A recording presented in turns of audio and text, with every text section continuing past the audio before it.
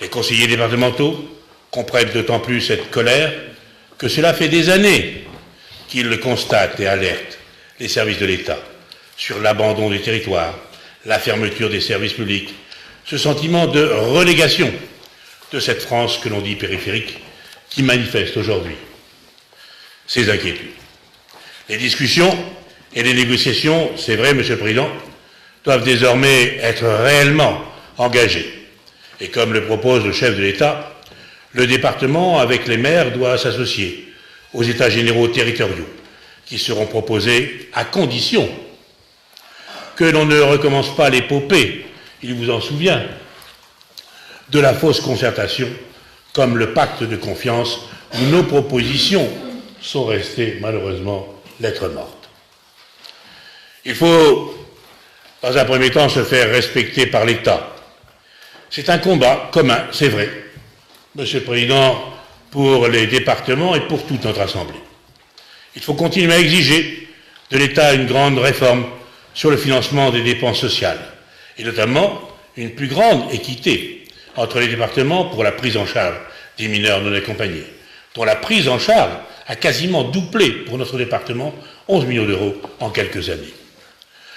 Non content de ne pas compenser les AIS, le gouvernement maintient ses dépenses dans le calcul des 1,2% pour la contractualisation. C'est la double peine.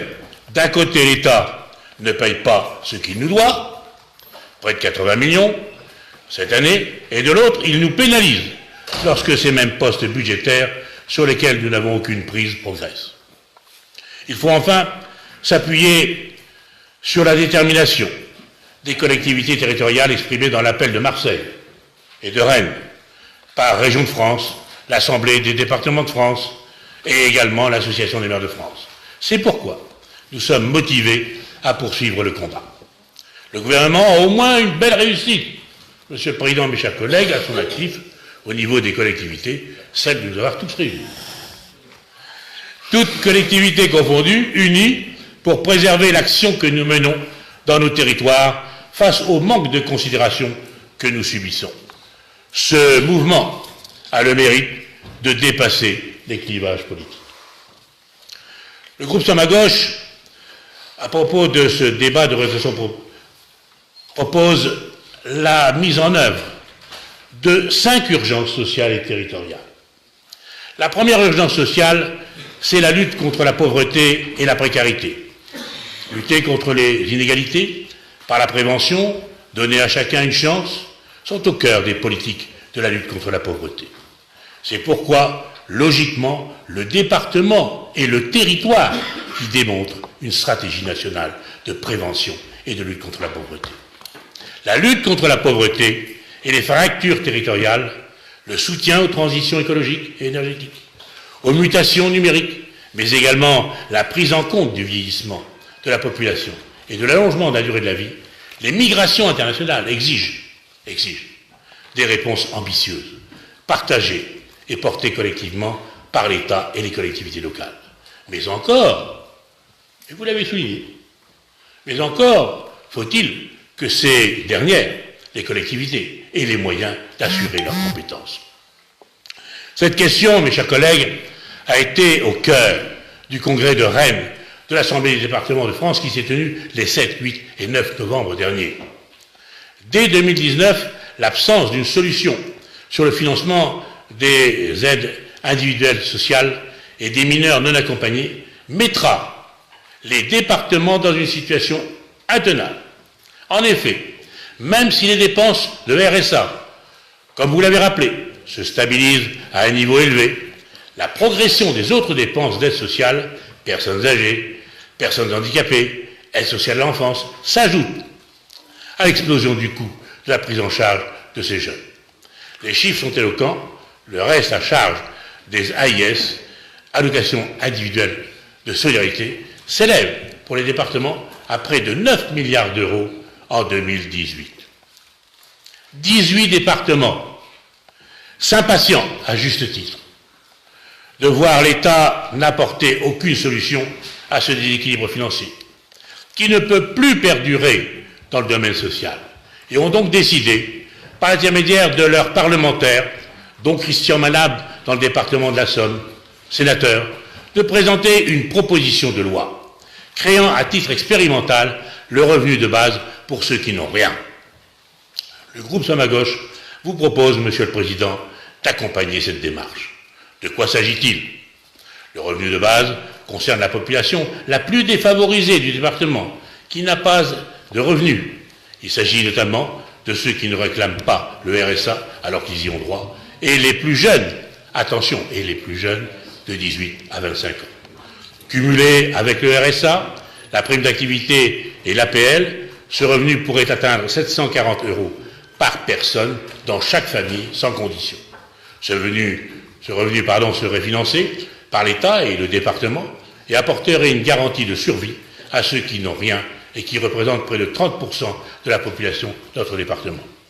Cette proposition de loi sur le revenu de base viendra, mes chers collègues, devant l'Assemblée nationale le 30 janvier prochain et nous aurons l'occasion d'en reparler au budget primitif.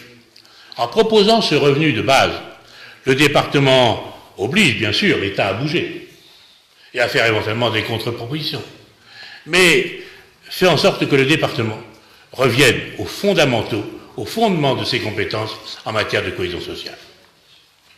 Urgence également à concilier la transition écologique avec la justice sociale.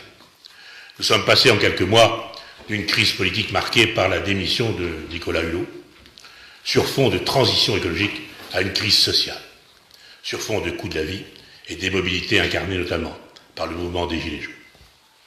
Ce sont ici les deux faces d'une même pièce. C'est le plus grand défi du XXIe siècle.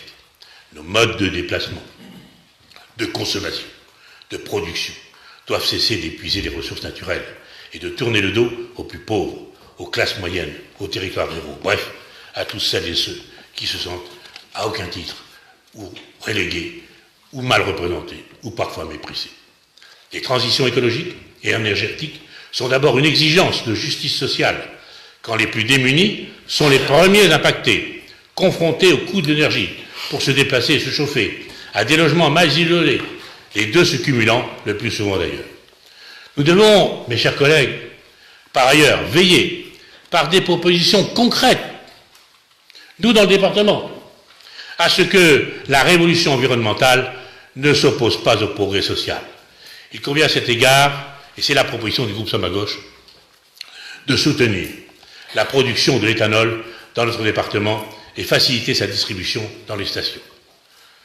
Paradoxalement, la suppression de l'augmentation des taxes des carburants a fait oublier l'une des revendications majeures des Gilets jaunes, à savoir la capacité de se déplacer dans notre département en supprimant les hausses de carburant qui sont insupportables pour l'équilibre financier de nos foyers. En attendant que la révolution environnementale nous ait permis de vivre au quotidien avec les énergies renouvelables, il nous faut, mes chers collègues, vous proposer pour les carburants le soutien à la production d'éthanol. C'est ainsi, Monsieur le Président, que plusieurs régions, dont les Hauts-de-France, se proposent d'accompagner la conversion des véhicules essence au bioéthanol E85 par l'installation de boîtiers homologués, épargnant ainsi à nos concitoyens l'achat d'une nouvelle voiture que les revenus modestes sont incapables d'engager. Il importe de rappeler que ce carburant est aujourd'hui le moins cher à la pompe, autour de 0,60 centimes le litre, soit près de 1 € de moins que les autres carburants. Il faut par ailleurs constater que ce carburant est alternatif au pétrole. Ce projet était celui de la région dirigée par Walter Amsalem et il vient d'être repris par Xavier Bertrand. Il est soutenu par certains parlementaires, comme Stéphane Demilly, qui a interpellé le gouvernement à ce sujet le 20 novembre dernier. Enfin, cette énergie constitue un débouché non négligeable pour l'agriculture française, y compris de notre département, notamment pour les filières sucrières, confrontées à des défis économiques majeurs du fait de la fin des quotas sucriers. Il y a donc urgence, Monsieur le Président, et je pense que c'est sans doute dans votre intention, vous nous le confirmerez, bien que notre département rejoigne la région et propose à nos agriculteurs le développement de la filière étalonne. Nous reviendrons sur cette proposition au budget primitif, mais dès à présent, il faut lancer une mission d'étude et se rapprocher de la région et de l'État. Il convient aussi de réinstaurer l'impôt sur la fortune, d'augmenter la prime d'activité, d'indexer les retraites de base sur l'inflation, d'augmenter la fiscalité sur les dividendes. La troisième urgence, mes chers collègues, c'est le développement des territoires, encadrés par deux projets importants en matière structurante. Le débat engagé dans chaque département doit être l'occasion pour que nous exigions que notre département cesse d'étrangler le monde associatif et son désengagement en matière de défense des personnes âgées, du monde éducatif et de lutte contre la pauvreté. Il faut revoir le budget concernant le soutien du monde associatif, Monsieur le Président, en matière culturelle et sportive. En matière d'investissement, il faut redéployer les finances du département en stoppant le remboursement anticipé de la dette. Le taux d'épargne brute, mes chers collègues, par habitant de notre département est parmi les plus satisfaisants, avec 135 € par habitant pour tous les Hauts-de-France. Cela signifie que le remboursement de prêts de 15 millions d'euros concernant les emprunts ne se justifiait pas, comme nous l'avions prétendu. Nous continuons à affirmer qu'il faut mobiliser cette somme importante en faveur de nos collèges, de nos communes et de l'intercommunalité, à travers de multiples projets qui renforceront la cohésion territoriale de notre département. Et surtout, ses services publics. Concernant les recettes du département, vos prévisions, Monsieur le Président, doivent être revues à la hausse. Le rapport fait en effet apparaître une sous-estimation structurelle des recettes prévisionnelles. Ainsi, le rapport 2018 fait état de recettes qui correspondent uniquement à 95% des recettes prévisionnelles de l'année. Où sont passés les 5%? C'est ainsi qu'en matière de droits de mutation, comme nous vous l'avions annoncé, l'année 2017 aura été une année record pour le département avec un produit encaissé supérieur à 58 millions d'euros. Il n'y a donc aucune raison que pour le budget primitif, vous ne repreniez ce chiffre. Cela permettrait d'investir plusieurs millions d'euros supplémentaires en 2019. Cessez enfin de bloquer 50 à 60 millions d'euros d'imprévus qui devraient être injectés dans le développement de notre département au lieu de sommeiller en banque 5 à 6 mois. L'urgence sociale, vous l'avez un peu esquissé, c'est la lutte contre la fracture numérique. Ces sommes que je viens d'évoquer devraient également être mobilisées pour créer des maisons départementales de proximité qui permettraient à nos concitoyens de bénéficier de réelles permanences destinées à résorber la fracture numérique qui s'installe dans nos populations, notamment auprès des personnes âgées. L'urgence sociale, c'est encore à ce que l'État ne réduise à néant ce que le mouvement HLM a mis un siècle à construire. Les signaux, mes chers collègues, sont également au rouge concernant l'accession à la propriété pour les ménages les plus modestes, du fait des mesures plus restrictives sur le prêt à taux zéro et la suppression de l'APL accession. En région des Hauts-de-France, on constate une interruption brutale du parcours résidentiel pour les plus modestes, alors qu'il avait augmenté de 7% sur la période 2015-2017. Toutes ces familles pouvaient prétendre sortir du parc HLM et sont contraintes d'y rester. Il ne faudrait pas qu'en l'espace de 2 seuls exercices budgétaires, l'État réduise à néant une partie de ce que le mouvement HLM a mis un siècle à construire. Il est nécessaire, en conséquence, de réinstaurer un dialogue constructif, une concertation véritable entre l'État, les offices HLM et les collectivités. Quelles sont, Monsieur le Président, vos orientations dans ce secteur très sensible? Avez-vous pris des contacts, en particulier avec Monsieur le Préfet? Vous nous le confirmerez peut-être dans quelques instants. Enfin, la quatrième urgence sociale, vous ne serez pas surpris que j'en parle, c'est que vous puissiez abandonner votre programme refondation. Une partie de nos concitoyens souffre et votre majorité a sa part de responsabilité en maintenant le cap, comme vous dites, de son projet refondation.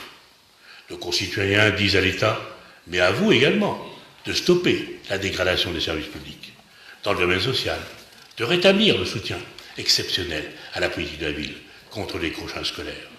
Urgence sociale contre la fermeture des 62% de centres médico-sociaux et de stopper la concentration des maisons départementales des solidarités et de l'insertion. Au contraire, il convient de mettre en place un véritable schéma des services au public. L'urgence sociale, c'est de stopper la dégradation des services au public. À cet égard, votre réflexion n'est plus, Monsieur le Président, peut-être, de savoir comment mettre en œuvre un service public de meilleure qualité, à moindre coût, mais bien de savoir comment limiter les coûts de fonctionnement en assurant un minimum de services au public. Plus que jamais, c'est encore une urgence sociale que de stopper le démantèlement progressif de l'administration départementale, stopper le non-renouvellement des postes de 50 fonctionnaires par an et engager un audit précis à ce sujet. Ah, votre décision de limiter à 25 suppressions de postes pour 2019 va mieux dans notre sens. Mais encore un effort, Monsieur le Président. Assurer la cohésion territoriale, c'est aussi créer une agence départementale de l'ingénierie qui aboutirait à une agence de la cohésion des territoires, comme cela se fait dans certains départements avec l'aide de l'État. Ne laissez pas, Monsieur le Président, le pôle métropolitain prendre notre place dans ce domaine. L'urgence territoriale, et vous l'avez en partie abordé dans votre rapport, mes chers collègues, c'est de défendre le département face au pôle métropolitain. Dans votre rapport, comme l'appel de Marseille, qui a uni d'une manière historique les trois grandes associations d'élus, pour fustiger à juste titre la volonté gouvernementale d'ériger la métropole comme clé de voûte du futur modèle territorial français, alors que vous-même, vous avez accepté de vous inscrire dans une démarche identique dans le cadre du pôle métropolitain viennois.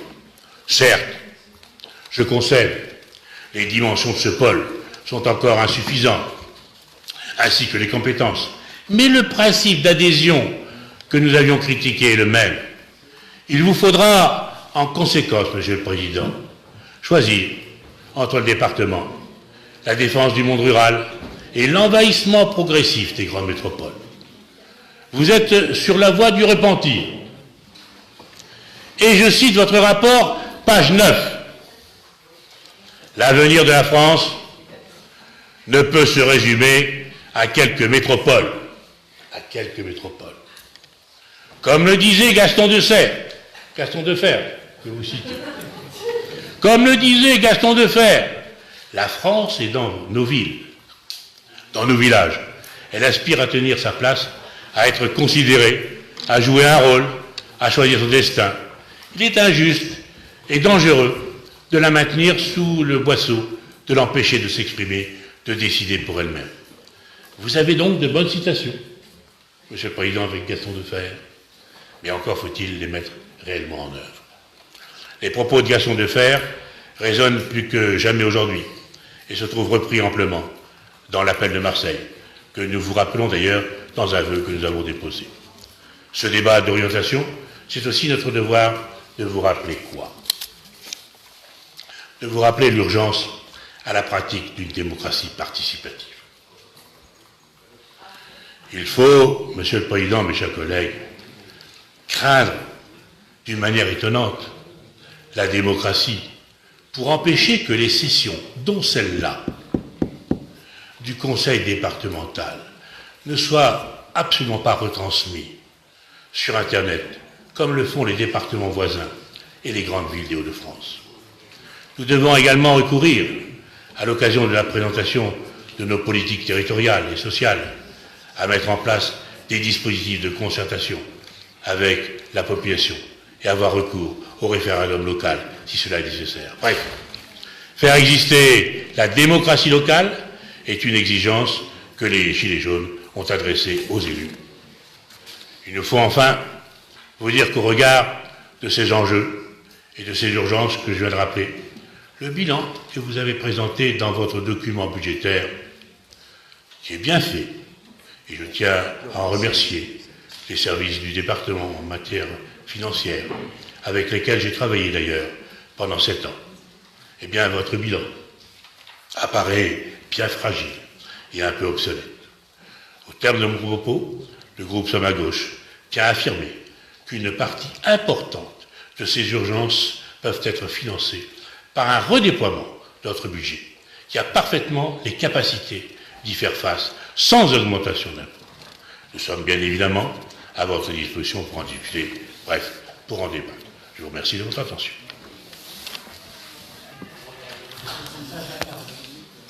Merci beaucoup.